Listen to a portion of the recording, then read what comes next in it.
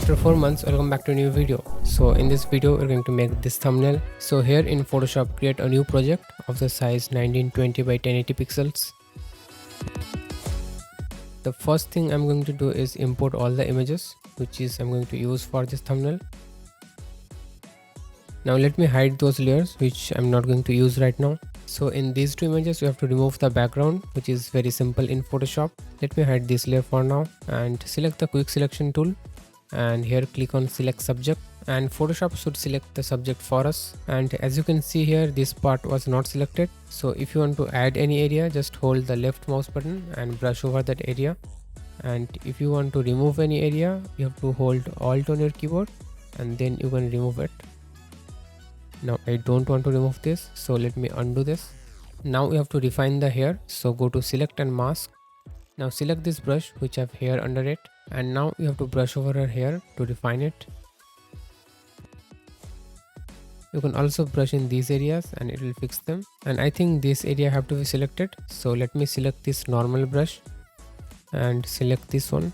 By the way, you can change the size of the brush by holding Alt and the right mouse button. The edges are also not really smooth, so let me increase the smoothness. This will make the edges more smooth. Around 10 is good, I think. And I'll change the output to layer mask and click OK. So we have removed the background. Now let me resize this. Press Ctrl+T to transform the layer, and I'll put her over here. Now let me remove the background from this image. So I'll do the same thing. Select the quick selection tool and select the subject. So Photoshop have selected it perfectly. Now go to select and mask. Here you have to refine the hairs. Select this brush which have hair under it and brush over this hair. Now I'll do the same thing. I'll increase the smoothness by 5 to 10 and change the output to mask, layer mask, and click on OK. Now in this image I want to add a photograph kind of effect, but before I do that, let me make this photo straight. So I'll press Ctrl+T to transform him and then bring a guideline. And by the way, if this ruler is not there in your Photoshop, so you need to press Ctrl and R to bring the ruler. Now I'll select the layer and press Ctrl and T to transform it, and I'll make this straight. Now before I forget saving this, let me save it. Now in this layer, select the layer mask, and you can see here there are two colors, black and white, and we can only see the white color. So we have to make a white rectangle shape here to make that photograph type of effect. Now select the rectangular marquee tool and draw a rectangle. Then snap it at the center of the guideline and then right click. Make sure the layer mask is selected and not this one, and then fill it with white color. And now we can right click and deselect it. Also we need to remove this area, so select this. And to remove anything, we need to change the color to black. So right click, fill, and then choose black, and then click on OK. Now let me select the background layer and Ctrl+T to transfer it, and then I'll flip the layer and make it a little more bigger. Now create a new layer below this layer. Draw another rectangle like this, and then fill this with white color. Now we can also center this. Select V to select the move tool and center it. Now we can link these two layers so that if we move one layer, the other one will also move. So select Ctrl and then click on the layer to select both of them. Now right click and link the layers. So now we have all the things in their places, and we can apply some color filter to the background. So let me hide these layers, and for the background I'm going to create a gradient. So here select gradient, and here select this color and change the opacity to 100%, because by default this one will be 0, so make sure you change it. Now add one more point here by clicking. The first color will be a purple color, a dark purple. The second color will be a little more lighter purple, and the last one will be white. Now click on OK. Here change the style to radial, so it will make a circle. And let me reverse this and also scale it. Now click here and I'm going to move this over here where the subject is and click on OK. I think this color is too much dark, so let me change it. You can double click here to change the settings. So this is how the background will look. Now let me move this background layer above the gradient and I'll change the blending mode to something like multiply or maybe lighten, whichever looks better. And I think multiply was looking better. Now let me reduce the opacity. Now let me create another new layer and I'll take the brush and increase the size. Hold Alt and the right mouse button to adjust the size. I'll create a glow effect here.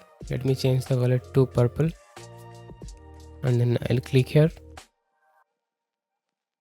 Now let's change the blending mode to something else like linear dodge or maybe overlay is looking better.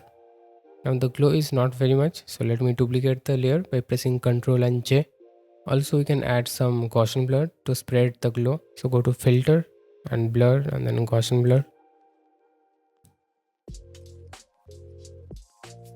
Now we have to add some highlights in the subject and I learned this method from this video. The method is super easy. You need to create a new adjustment layer.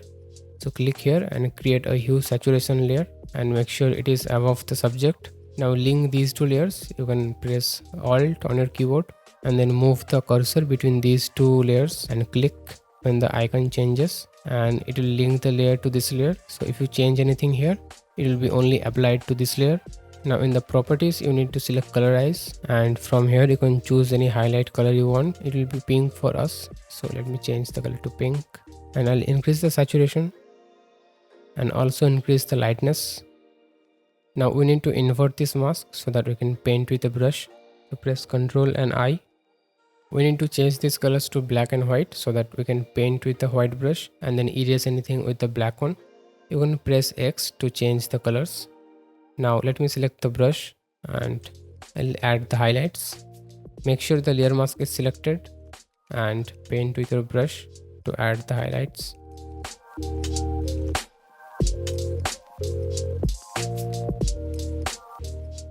So I have painted a little extra. Now I'll press X and pick a bigger brush and then make it softer. And by the way, you can change the colors later, so don't worry.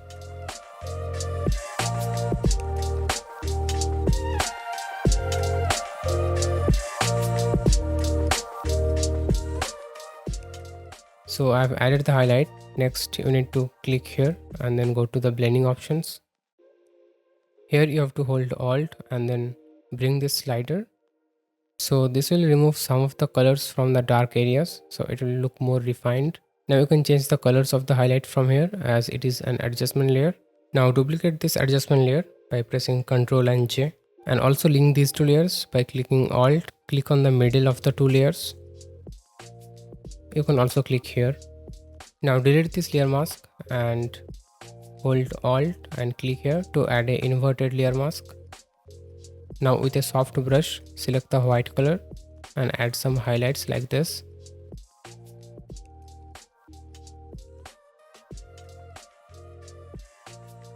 Now also let me add some outer glow to this subject. So I'll right click on this layer and go to blending options and here select outer glow. Here the blend will be overlay and the color will be this kind of pink color.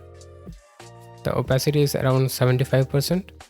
Now here you can adjust the size and the spread according to your needs. I'm going to keep it around 24 and I've increased the range to 100. So this is how the outer glow will look. Also let me add some color correction to this subject. So make sure that layer is selected and go to filter, camera raw filter. Before applying any smart filter, make sure that it is a smart object. Otherwise later you cannot change the filter settings. Now here I'll add some basic color correction, like I'll bring down the shadows a little bit and also I'll bring down the highlights. Also let me bring the blacks up and add some contrast. So this is before and this is after. I made it a little more darker. So we have added all the subjects. Now let me add text. Here click on text. So I have added this text over here. Now let me change the font to something like, I'm going to use this font right here. I'll provide the link in the description if you want to download it. Now let me make this text bigger. So I'll press Ctrl and T and then make it bigger. Right now this is very wide, I'm in the text. So click over here and hold shift and you can make it taller. Now let me add the other text. So I'll duplicate this layer by pressing Ctrl and J and edit the text by double clicking here. So I have added both the text. Now I'll go to the blending options by right clicking and then selecting blending options. And here first I'll add a gradient color, and in this color click here, make sure the blending mode is normal, and by default there will be two colors, so you need to add one here. The first color will be pink, the next color will be orange. By the way, you can copy the color codes from here, and the last color will be, oh actually you have to add 4 dots, I mean 4 color points, so add one more here, and let me move this over here. So this one will be yellow and the last one will be white.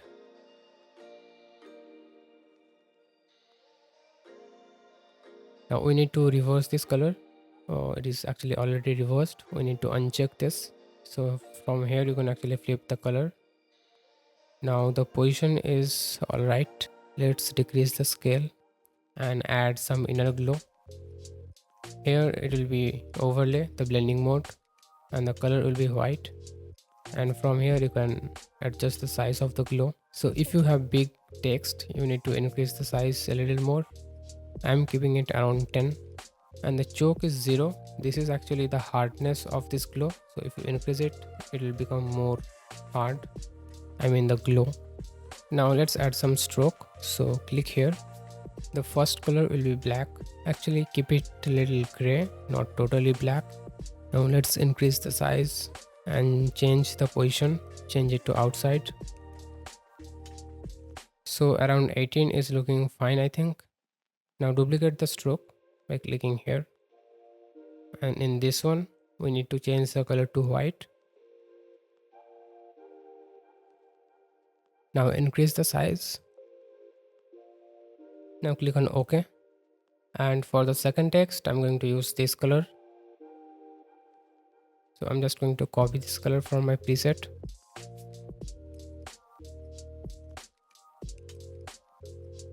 And I'll paste it over here. Now let me actually move the text layer above this layer. So I'll select both the layers and move them. Now let me actually tilt these two layers. So select both of them and press Ctrl plus T. Now if you hold Ctrl and click on one of these points and move them, you can tilt the text. So this is how it looks, and the thumbnail is almost ready. We need to add few more things. Like I'm going to add an emoji and some glow. You can easily find these in Google if you search for emoji. Now I'll put one over here, and now let me duplicate this by pressing Ctrl and J, and I'll put one over here. So now we have so many emojis, and to add some depth effect we can add some blur to these layers. Go to filter, blur, Gaussian blur.